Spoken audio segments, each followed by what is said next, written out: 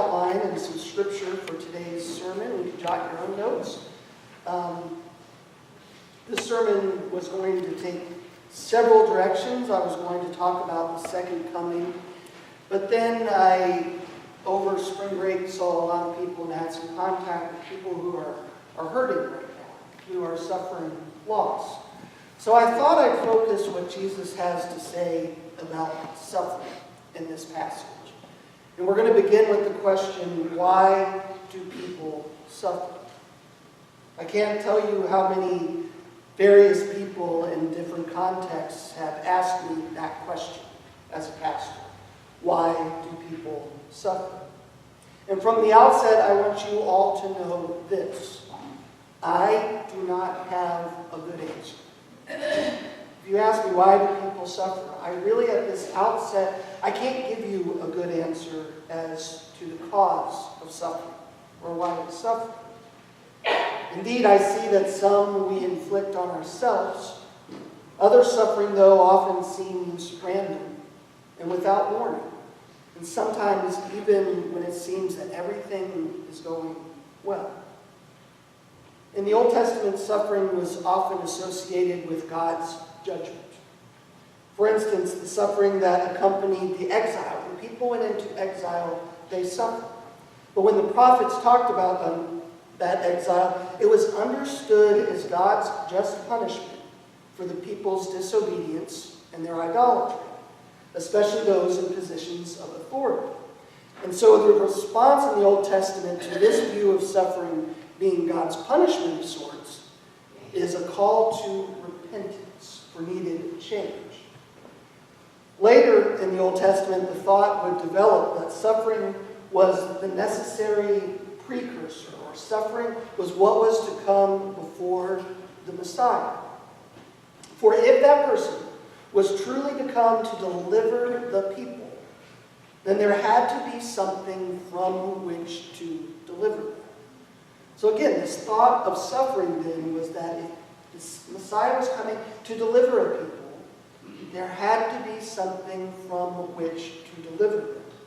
And so the response to this sort of suffering in the Old Testament was the response of the hope of restoration, the hope of redemption. Maybe there are times in our life still today that we feel like when we suffer it is some sort of punishment from God. And maybe it is in part, although sometimes I think we bring punishment on ourselves through selfish behavior, indifference to what is right, or the intent to do wrong that often brings suffering on to ourselves. Yet there are other times when we suffer and we don't know why. We've done nothing wrong, but everything seems to be going wrong.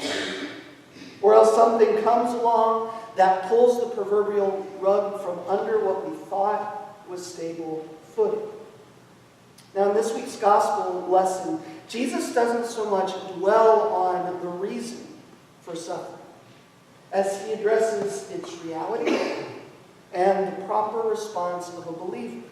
So Jesus doesn't dwell or explain the reason necessarily why we suffer as much as Jesus addresses the reality of suffering and how, as a follower of his, we are to respond. He tells his disciples that there will be people who will try to lead them astray, but he tells them not to be. He tells them that there will be wars, earthquakes, and famines, but he tells them not to be alarmed because, as he says, they are just the beginning of birth pains. Further, he tells them that the sun and the moon will go dark, the stars will fall from the sky, and the heavens will be shaken. Yet he gives them hope, saying that then, it is then they will see the Son of Man coming in the clouds with great power and glory. In short, Jesus doesn't dwell on a reason for suffering so much, of suffering that comes along by human means, but also natural means. Instead, he tells us how to get through suffering, by not being led astray, by not letting ourselves be overly alarmed, but hoping and trusting that he will come in great power to save us.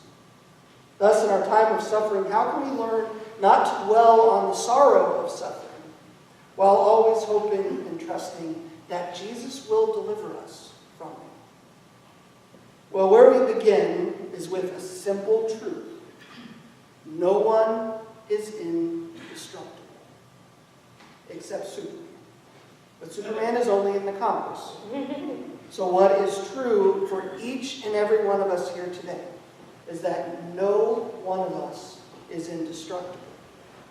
Like everyone at the time, the disciples were in awe of the temple. They were in Jerusalem, and they said, Jesus, look at that building, look at the large stones. Herod the Great had restored that temple decades earlier. And primarily what he did was he expanded the court area by building a large retaining wall that at its highest corner was 200 feet above the Kidron Valley. The temple was then ornamented with marble and gold, such that as you traveled to Jerusalem, it looked like a giant snow-topped mountain. It was enormous. It took up 1/6 of the city, the entire city of Jerusalem, 1/6. It was an imposing structure, and everyone was in awe of it, and they said that it was indestructible. Yet destroyed is exactly what Jesus said would happen to that temple. Not one stone will be left here upon another, Jesus said. All will be thrown down.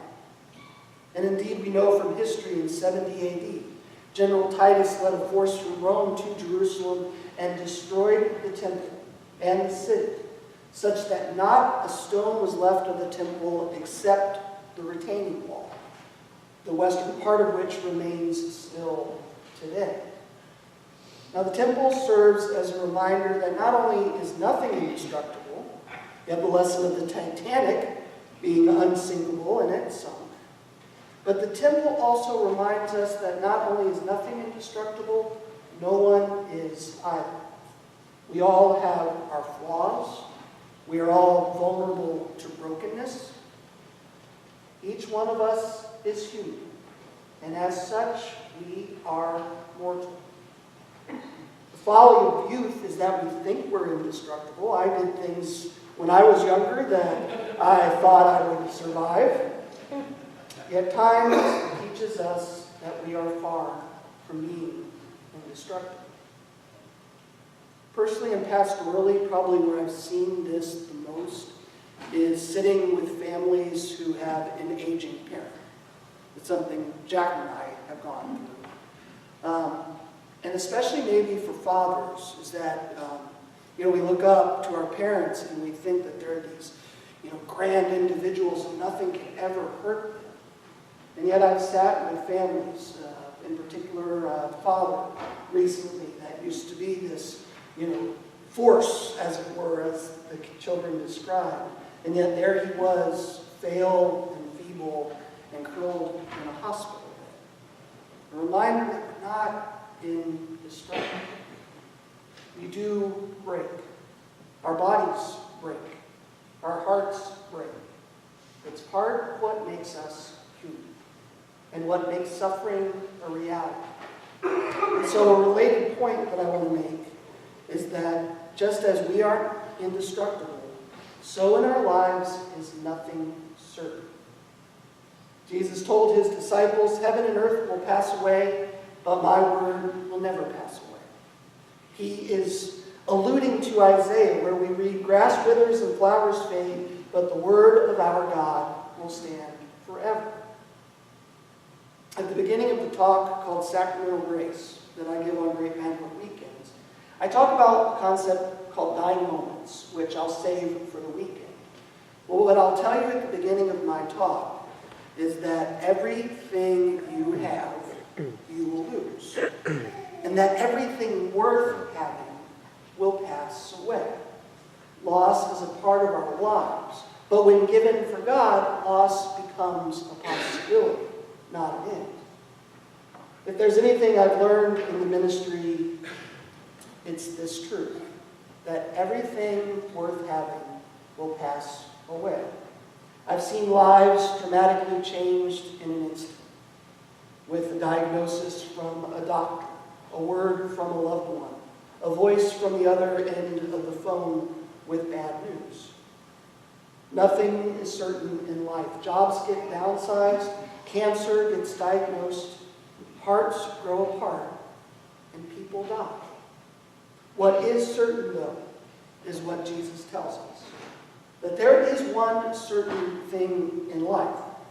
Jesus tells us that everything will pass away, but not his word. No matter what passes away in our life, be it a loved one, a job, a relationship, Jesus' word remains true.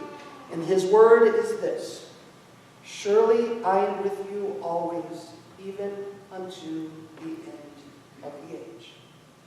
In our lives we may lose many things, but we'll never lose Jesus. People may come in and out of our lives, but we'll always have Jesus. No matter what we're going through, he'll always be there, and he'll never lose us. This is how I try to shape that conversation when people ask me why we suffer, when people ask me if God has God's reasons. I try to shape that conversation beyond the hows or the whats, because sometimes we may never have the answers as to why certain things happen until we get that face-to-face in heaven. But the most important question in a time of loss or in a time of suffering is not how or why, but how Jesus will get us through it. The most important question to consider is not why we suffer, but how do we get through suffering? And that answer is always, in every situation, the single name of Jesus. And what we know about Jesus from this text is that Jesus enters when the world is upside down. This is what he says. He says, in those days, after that suffering, the sun will be darkened, the moon will not give its light, and the stars will be fallen from the heavens, and the powers in the heavens will be shaken. In describing the circumstances before his return, Jesus is saying that the world is going to be turned upside down, utter chaos, creation undone. And yet he goes on to say this. He says, then they will see the Son of Man coming in power and glory. When the world is upside down, then he will send out his angels and gather his elect from the four winds, from the ends of the earth to the ends of heaven. Note that it is when the world is described as being upside down that Jesus says he will enter with power and gather all those whom the Father gave him from every corner of the earth and beyond. Though he had come to suffer and die with us, so too does Jesus say that he will come in power to save us. Even as our world seems to be upside down and falling apart, Jesus says that he will personally send angels to keep it together. And even though Jesus speaks in the future tense, he often speaks in terms of something that we will experience in full, that we now experience in part. So if you feel today as if your life is upside down, or your world is falling apart, know that Jesus will do everything he can to help you keep it together. That he'll send angels to find you in whatever corner you found yourself, no matter how dark it seems. And he'll gather you to himself that you may be where he is, in a place of calm and quiet rest. And one way that Jesus does this is the church. That's one way that I see Jesus stepping in power when worlds seem upside down. We are part of the angels that he sends one to another. As a pastor, it always warms my heart when I see people on Facebook or hear them talk about how much they love their church family for being supportive, for being there for them in prayer. And I have people who tell me that they believe in God, but they don't believe in the church. But I believe that's because they've never experienced church the way I've experienced it. Church is the people who care enough about you to pray for you.